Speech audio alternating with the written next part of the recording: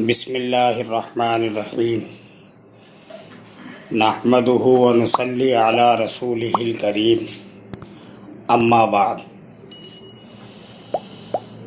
واجب الاحترام بزرگ اور دینی بھائیوں، دنیا میں مختلف مذاہب کے ماننے والے لوگ آباد ہیں۔ انہی میں سے ایک قوم ہے عیسائی،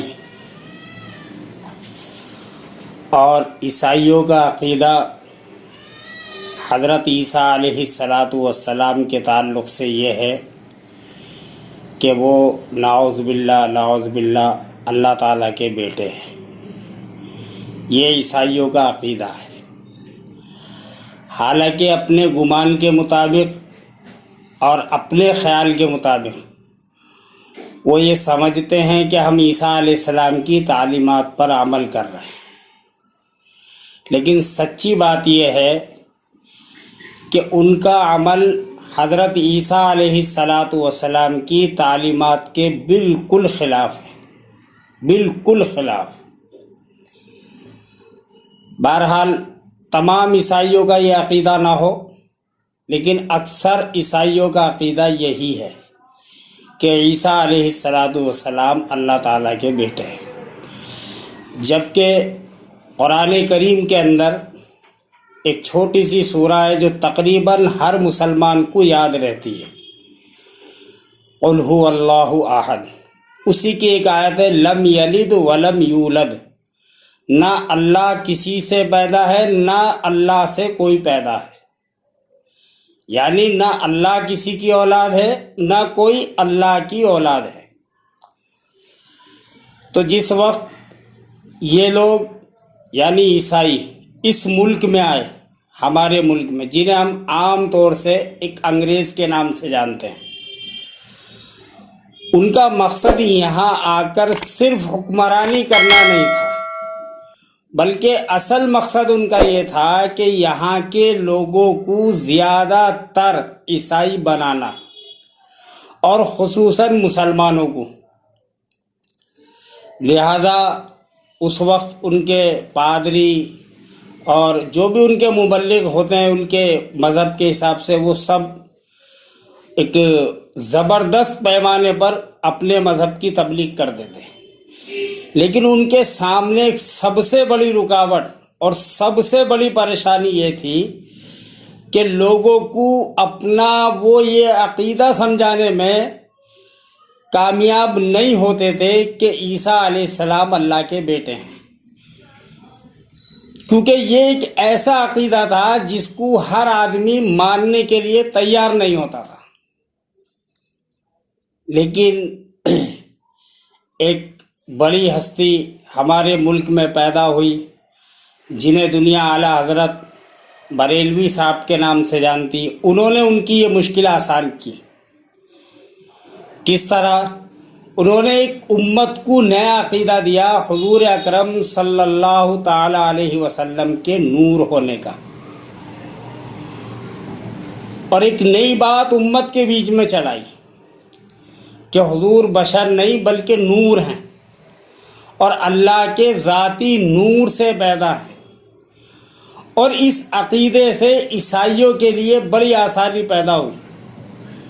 اب جب لوگ ان سے یہ سوال کرتے ہیں کہ عیسیٰ علیہ السلام خدا کے بیٹے کیسے ہو سکتے ہیں، تو وہ کہتے تھے جیسے اللہ کے ذاتی نور سے محمد صلی اللہ علیہ وسلم ہو سکتے ہیں، اسی طرح عیسیٰ علیہ السلام بھی اللہ تعالیٰ کے بیٹے ہو سکتے ہیں۔ تو ایک یہ کام عیسائیوں کے لیے آسان کیا۔ اب قرآن تو اللہ کے نبی علیہ السلام کو اور تمام انبیاء کو بشر کہتا ہے، اور اعلیٰ حضرت صاحب حضور صلی اللہ علیہ وسلم کو نور کہتے ہیں۔ اب ذرا سوچئے یہ قرآن پاک کی مخالفت ہے یا نہیں؟ قرآن کی بہت ساری آیتیں جو دلیل ہے اس بات کی کہ اللہ کے نبی صلی اللہ علیہ وسلم نور نہیں بشر تھے۔ اور سب سے بڑی بات یہ ہے کہ جب حضرت آدم علیہ السلام کو اللہ نے بنایا تو نور سے بنی مخلوق یعنی فرشتوں کو حکم دیا سجدہ کرنے کا، تو بشر کے سامنے نوری مخلوق جھکی، تو اس سے معلوم یہ ہوا کہ بشر کا مقام بڑا ہے نور کے سامنے۔ پھر ساری دنیا جانتی ہے کہ فرشتے نورانی مخلوق ہیں، اور ہم تمام مسلمانوں کا یہ عقیدہ ہے کہ اللہ نے فرشتوں کو نور سے پیدا کیا۔ لیکن ایک بات یہ بھی سب جانتے ہیں کہ فرشتوں کے خاندان نہیں ہوتا، کنبہ قبیلہ نہیں ہوتا، رشتہ داری نہیں ہوتی، بیوی بچے نہیں ہوتے۔ اب اگر کوئی بتا سکتا ہے حضرت جبرائیل علیہ السلام کے والد کا نام کیا ہے تو بتاؤ، قبیلے کا کیا نام ہے، خاندان کا کیا نام ہے؟ جبکہ حضور اکرم صلی اللہ تعالی علیہ وسلم کے قبیلے کا بھی نام امت کو پتہ ہے، خاندان کا بھی نام امت کو پتہ ہے، اور امت یہ بھی جانتی ہے کہ آپ کی بیویاں بھی تھیں، آپ کے اولادیں بھی تھیں، اور آج بھی الحمدللہ آپ کی اولادیں دنیا کے اندر موجود ہیں۔ بہرحال اگر کوئی شخص اس نیت سے یعنی حضور اکرم صلی اللہ تعالی علیہ وسلم کو نور ہدایت کہے، یعنی آپ آئے تو نور آیا، اور نور کہتے روشنی کو، تو اس روشنی کے ذریعے کفر کے، بدعت کے، شرک کے، ظلم کے اندھیرے ختم ہو گئے، تو یہ تو ٹھیک ہے۔ لیکن اگر کوئی شخص معاذ اللہ حضور اکرم صلی اللہ تعالی علیہ وسلم کو ذاتی اعتبار سے نور مانتا ہے تو مسئلہ خراب ہے۔ اور خود ان کے ایک بڑے مفتی نعیم الدین مراد آبادی نے لکھا اپنی تفسیر نعیمیہ میں کہ حضور اکرم صلی اللہ تعالی علیہ وسلم کو نور یا تو اللہ نے کہا یا خود نبی نے کہا، اور تیسری قسم ان لوگوں کی ہے جو کفار انہوں نے کہا، یعنی اللہ نے کہا، نبی نے کہا اور کفار نے کہا۔ تو اب ظاہر سی بات ہے اللہ تو اب ہے نہیں، مطلب ہم لوگ اللہ تو ہے نہیں، اور نبی اب کوئی آئے گا نہیں، تو ہمیں تیسری قسم میں انہوں نے ڈالا، یعنی تیسری جو قسم ہے حضور کو بشر کہنے والی وہ کفار ہے۔ اور جبکہ سینکڑوں حدیثیں موجود ہیں کہ صحابہ اکرام نے بشر کہا اللہ کے نبی کو، سینکڑوں حدیثیں۔ اب بولو صحابہ پہ کیا فتویٰ لگے گا؟ خود حضرت عائشہ رضی اللہ تعالی عنہ کی حدیث ہے، وہ خود فرماتی ہیں کہ حضور بشر ہیں۔ اب یہ بیوقوف حضرت عائشہ پہ کیا فتویٰ لگائیں گے؟ بہرحال اس ایک عقیدے سے کتنا نقصان ہوا بتانا وہ چاہ رہا ہوں۔ ایک تو عیسائیوں کو مدد پہنچی، انہیں اپنا عقیدہ سمجھانے میں آسانی ہو گئی، اور دوسرا کیا ہوا، دیکھو نور جو ہوتا ہے وہ روشنی ہوتی ہے، اور روشنی ایک جگہ نہیں ہوتی۔ اب وہ لائٹ جل رہی ہے ایک جگہ، لیکن اس کی روشنی پورے کمرے کے اندر ہے۔ تو جب لوگوں نے حضور اکرم صلی اللہ تعالی علیہ وسلم کو نور مان لیا تو اب آپ حاضر و ناظر بھی ہو گئے۔ یہ دوسرا عقیدہ یہ بنا اس سے، کیونکہ نور تو ایک جگہ نہیں رہتا۔ نور جب مان لیا تو آپ ہر جگہ ہیں، تو حاضر و ناظر ہو گئے۔ وہ ایک عقیدے سے یہ دوسرا عقیدہ بنا۔ گزشتہ جمعہ کو ہمارے ایک دوست نے کلمے کا ترجمہ سنا کے اور یہ دلیل پیش کرنے کی کوشش کی کہ دیکھو لا الہ الا اللہ محمد الرسول اللہ، اور ترجمہ اللہ کے سوا کوئی عبادت کے لائق نہیں، اور محمد صلی اللہ علیہ وسلم اللہ کے رسول ہیں۔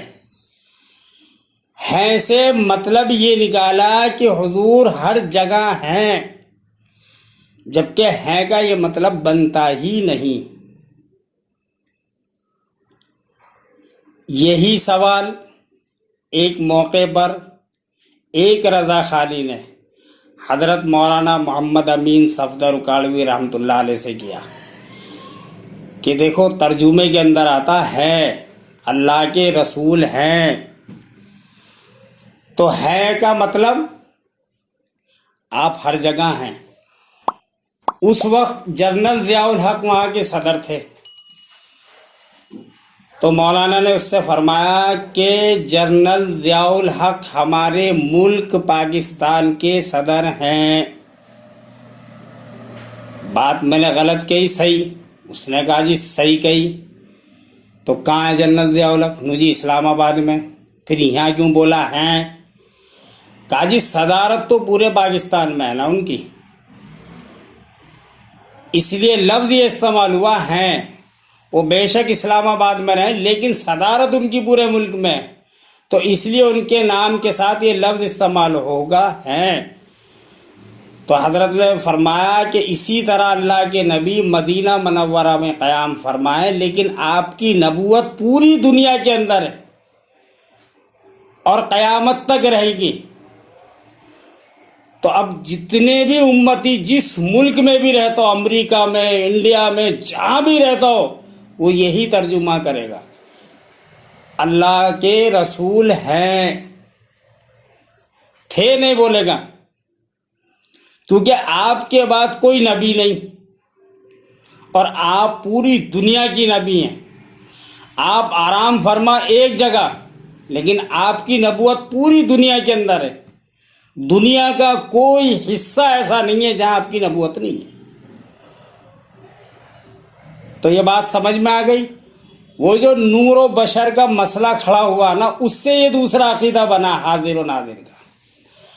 اور دارالعلوم دیوبند کے استاد مولانا رفعت قاسمی صاحب نے اپنی کتاب مسائل شرک و بدعت میں لکھا، جس بندے کا یہ عقیدہ ہو کہ حضور ہر جگہ حاضر و ناظر و مشرک ہے، کیونکہ یہ صفت صرف اللہ تعالیٰ کی ہے، ہر جگہ حاضر ناظر ہونے کی۔ اللہ سے کوئی ذرہ چھپا ہوا نہیں ہے، کوئی چیز اللہ سے پوشیدہ نہیں ہے، کوئی چیز۔ حتیٰ کہ کالے پہاڑ پہ کالے رنگ کی چونٹی بھی اگر چل رہی، وہ بھی اللہ کی نظروں سے پوشیدہ نہیں ہے۔ اور اس کے چلنے کی جو آواز ہے نا، دنیا سنتی نہیں، اللہ اس آواز کو بھی سنتا۔ باقی اللہ کے علاوہ کوئی ذات ہر جگہ حاضر و ناظر نہیں۔ اگر مسئلہ صرف نبی تک رہتا، بالفرض مان لو، حالانکہ یہ عقیدہ بھی صحیح نہیں ہے، لیکن صرف مسئلہ نبی تک رہتا تو ایک دفعہ کچھ ہو سکتا، کچھ چل جاتا، لیکن آگے چل کے لوگوں کے عقیدے اتنے خراب ہوئے اس حاضر و ناظر عقیدے کو لے کے، کہ اب ان کے عقیدے کے مطابق اولیاء اللہ بھی ہر جگہ حاضر و ناظر ہے۔ کمال کی بات یہ ہے، اولیاء اللہ بھی، یعنی ہمارے پیر و مرشد ہمارے حالات سے واقف ہیں، ہم جو کر رہے، جیسا کر رہے، ہمارے پیر و مرشد کی نظروں سے وہ بھی چھپا ہوا نہیں ہے۔ اب شرک کسے نہیں کہیں گے تو پھر کسے کہیں گے بھائی؟ پھر اس حاضر و ناظر سے تیسرا عقیدہ کیا بنا؟ جب آپ ہر جگہ ہیں، حاضر و ناظر ہیں، تو سب کچھ جانتے بھی ہیں کیونکہ دیکھ رہے ہیں آپ۔ تو یہاں سے تیسرا عقیدہ پیدا ہوا عالم الغیب کا، جبکہ اللہ تعالیٰ کے علاوہ کوئی عالم الغیب نہیں ہے، کوئی بھی۔ اب سوال یہ ہوتا ہے، کیا حضور اکرم صلی اللہ تعالی علیہ وسلم کو علم کتنا دیا اللہ نے؟ تو ہمارا عقیدہ یہ ہے کہ اللہ نے سب سے زیادہ اپنی مخلوق میں حضور کو علم دیا ہے، سب سے زیادہ، تمام انبیاء سے زیادہ، اور لے کے آدم علیہ السلام سے اور قیامت تک آنے والے جتنے بھی انسان ہیں اور جتنی بھی مخلوق ہے اللہ تعالیٰ کی، سب سے زیادہ علم حضور اکرم صلی اللہ تعالیٰ علیہ وسلم کو ملا. اس کے باوجود آپ کو عالم الغیب نہیں کہا جائے گا. عالم الغیب صرف اللہ تعالیٰ کی ذات ہے. لیکن بشر اور نور کا جھگڑا ہوا تو نور ماننے کی وجہ سے حاضر و نادر ماننا پڑا، اور حاضر و نادر ماننے کی وجہ سے پھر عالم الغیب ماننا پڑا، کیونکہ جب حاضر ہے تو سب کچھ دیکھ بھی رہے اپنی آنکھوں سے. اور چوتھا عقیدہ یہ پیدا ہوا، جب سب کچھ دیکھ رہے تو کچھ کرنے کی طاقت بھی رکھتے ہوں گے، تو مختار کل کا عقیدہ پیدا ہوا کہ حضور کے ہاتھ میں سب کچھ ہے، جو چاہے کر لیں، جیسا چاہے کر لیں. یہ چاروں عقیدے شرکیاں ہیں، کفریاں ہیں. البتہ کوئی تعویل کرے، کچھ اور ہیلے وہ ایک الگ بات ہے. لیکن اگر کوئی عقیدہ یہی رکھتا ہے کہ حضور بشر نہیں نور ہیں، تو پھر مسئلہ اس کا خراب ہے. اس لیے ان تمام عقیدوں سے توبہ کرو، اور جتنا قرآن نے کہا، جو قرآن نے کہا اتنا مانو. حضور کو کتنا علم ملا؟ اللہ کی مخلوق میں سب سے زیادہ علم آپ کو ملا. یہ ہمارا عقیدہ ہے. آپ سے بڑھ کے اللہ کی مخلوق میں کوئی علم کا جاننے والا نہیں ہے. لیکن عالم الغیب صرف اللہ تعالیٰ کی ذات ہے. یہ عقیدے اس طریقے سے خراب ہوتے ہیں. ایک عقیدہ اعلیٰ حضرت نے دیا، باقی 3 عقیدے بعد میں آنے والے لوگوں نے خود پیدا کر لیے. اور پھر شرک، بدعت، خرافات، ان کی کوئی حد نہیں ہوتی، اور وہ آج کچھ ہے، کل کچھ ہے، پرسوں کچھ ہے، وہ بڑھتا ہی رہتا. اور دیکھو اس کی ایک آسان مثال یہ ہے، ربیع الاول کا مہینہ جب آتا ہے اس وقت آپ دیکھنا ایک محلے کے اندر لوگ ربیع الاول کا جشن منا رہے، اور ایک محلے کے اندر کچھ بھی نہیں ہے. پھر آپ ایک شہر کے اندر دیکھیں، وہاں طریقہ کچھ اور ہوگا، دوسرے شہر میں جا کے دیکھیں گے وہاں کچھ اور ہوگا، اور تیسرے شہر میں گئے وہاں کچھ اور ہوگا. ایک طریقہ نہیں ہوگا، ہر جگہ نہیں ہوگا. جبکہ سنت کی پہچان اور دلیل سب سے بڑی یہ ہے کہ سنت دنیا کے اندر ایک ہی شکل کی ہوگی، جہاں بھی ہوگی. مثلا 5 وقت کی نمازیں فرض ہیں. بتاؤ انڈیا کے مسلمان 5 وقت کی نمازوں کو فرض مانتے یا نہیں مانتے؟ پڑھنا نہیں پڑھنا وہ ایک الگ بات ہے، لیکن ہر مسلمان کا عقیدہ ہے کہ 5 وقت کی نماز فرض ہے. اب انڈیا سے باہر جو مسلمان رہتے ہیں وہ کتنی نمازیں مانتے ہیں؟ وہ بھی 5 مانتے ہیں. دنیا کے کسی مسلمان سے آپ پوچھ لیں بھائی کتنی نمازیں فرض ہیں؟ 5. چاہے وہ کسی بھی ملک کا، کسی بھی علاقے کا رہنے والا ہو. لیکن خرافات، بدعات، شرک جتنے بھی ہوں گے ان کی نہ تو ایک شکل ہوگی نہ وہ ہر جگہ ہوگی. دین ایک ہی شکل کا ہوگا پوری دنیا کے اندر، ایک ہی ہوگا ہر جگہ. لیکن اس کے مقابلے پہ جو لوگوں نے طریقے گھڑے ہیں اور بنائے ہیں وہ ایک نہیں ہوں گے. اب یہاں کچھ اور طریقہ ہوگا، میرٹھ میں کچھ اور ہوگا، بلکہ ایک ہی شہر کے اندر کچھ لوگ کسی اور طریقے سے بنا رہے، کچھ لوگ کسی اور طریقے. یہ ثبوت ہے اس بات کا کہ اس کا تعلق دین سے نہیں ہے، یہ لوگوں نے خود طریقہ بنایا ہے. بہرحال اللہ تعالی ہمیں ان تمام خرافات سے بچنے کی توفیق عطا فرمائے، اور اللہ تعالی ہمارے عقیدوں کو محفوظ فرمائے، اور اللہ ہمیں نیک باتوں پر عمل کرنے کی توفیق عطا فرمائے. وآخر دعوانا الحمدللہ رب